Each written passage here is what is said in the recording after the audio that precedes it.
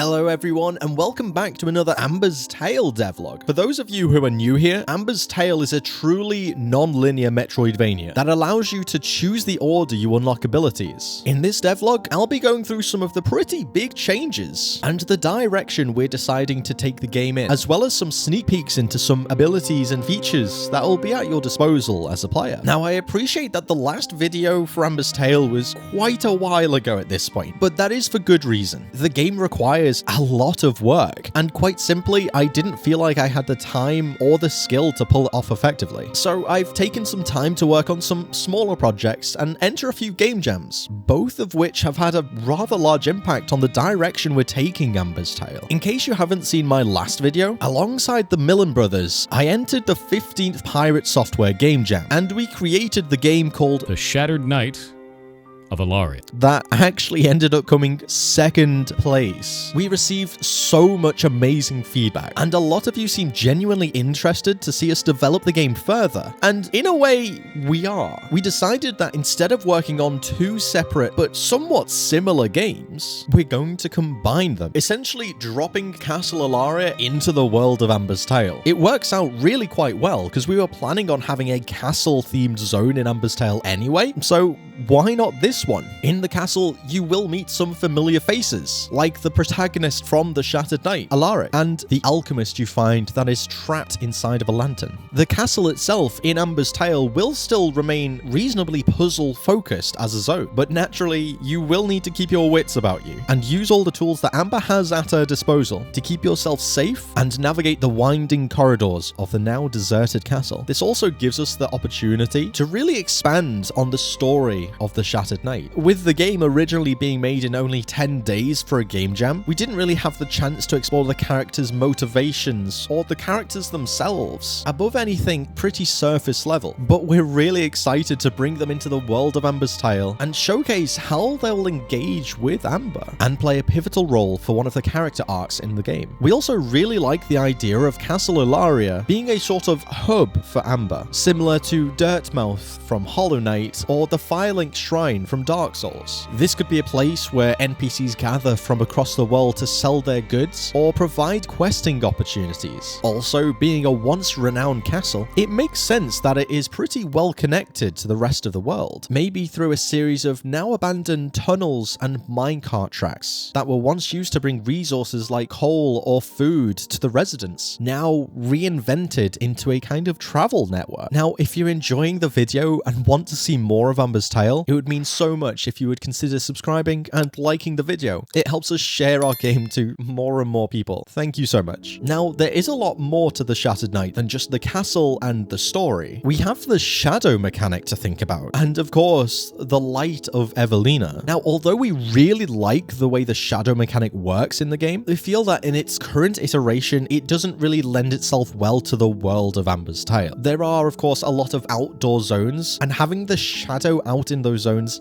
really felt quite flat and 2D. It felt really disassociated from the environment itself. However, one of the core narrative components of Amber's Tale is Amber's connection to the Celestials and the stars. So having Amber entering a celestial form, glowing with astral energy, is definitely something we can do while maintaining the function of the shadow mechanic, allowing you to access otherwise inaccessible areas and engaging with puzzle mechanics. It is still up for debate as to whether we should allow you to use your combat abilities while in this form, or whether it should purely be used for utility and puzzles. But there is also the possibility we could tweak it using talents, maybe making it so when you leave this form, your astral projection explodes, dealing damage to nearby enemies before you return to your physical body. Let us know in the comments below if you have any suggestions as to how we should work this, or if you want to still be able to use your offensive abilities in this form. And now the light of Evelina. It's an interesting mechanic that is introduced very briefly in The Shattered Knight, and we might make it such that it's an ability that can only be used in the castle zone. Of course, from a story perspective, they were cursed such that they could never leave, and their power was hoarded to only be used by those who lived within the castle. But this does leave the potential for each zone to have its own individual mechanics.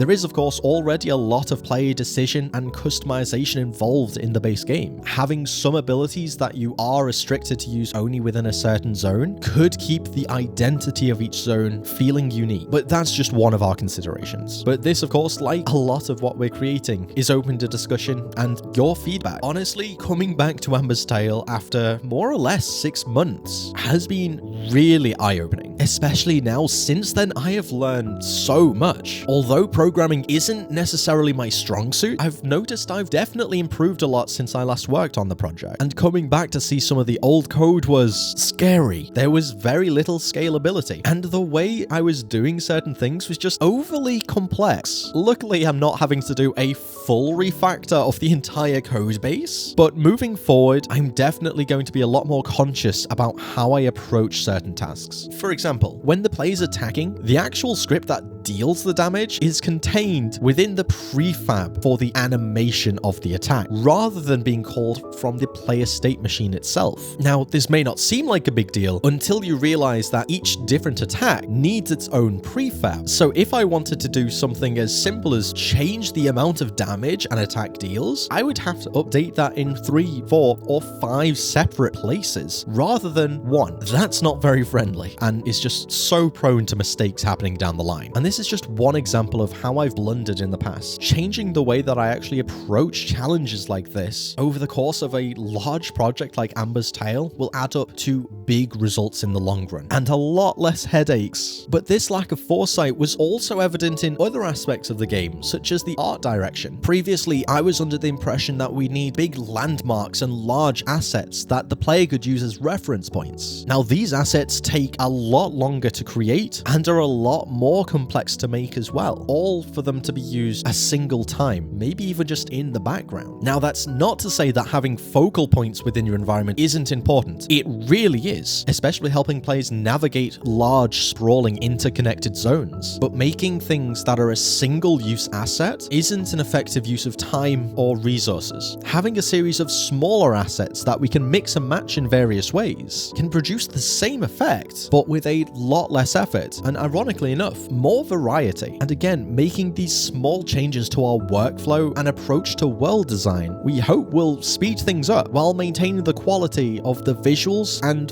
feel of the game. We want the world to be one that you can get lost in, but always find your way back. A world that uses intentional design rather than a collection of assets that are placed at random to fill the world. The world of Amber's Tale is something that we're really proud of so far and has the potential to really stand out in this pretty saturated genre. So we need to make sure we're intentional with how we approach things. Learning game development can be daunting at times, but gaining the necessary skills in maths or programming has never been easier than with today's sponsor, Brilliant. With Brilliant, you learn by doing. With thousands of interactive lessons in math, data analysis, programming, and AI, you're taught through an engaging and gamified format, which has personally helped me build up my knowledge and confidence to continue working on Amber's Tale again. When making games, you often have to think outside the box, and Brilliant helps you build your critical thinking skills through problem solving, not just memorizing. So while you're building real knowledge on specific topics, you'll also be becoming a better thinker, helping you approach how to tackle a problem and understanding why something works, not just the fact it does. To try everything Brilliant has to offer for free for a full 30 days, visit brilliant.org/LazyTStudios. Scan the QR code on screen, or you can click the link in the description. You'll also get 20% off an annual premium subscription.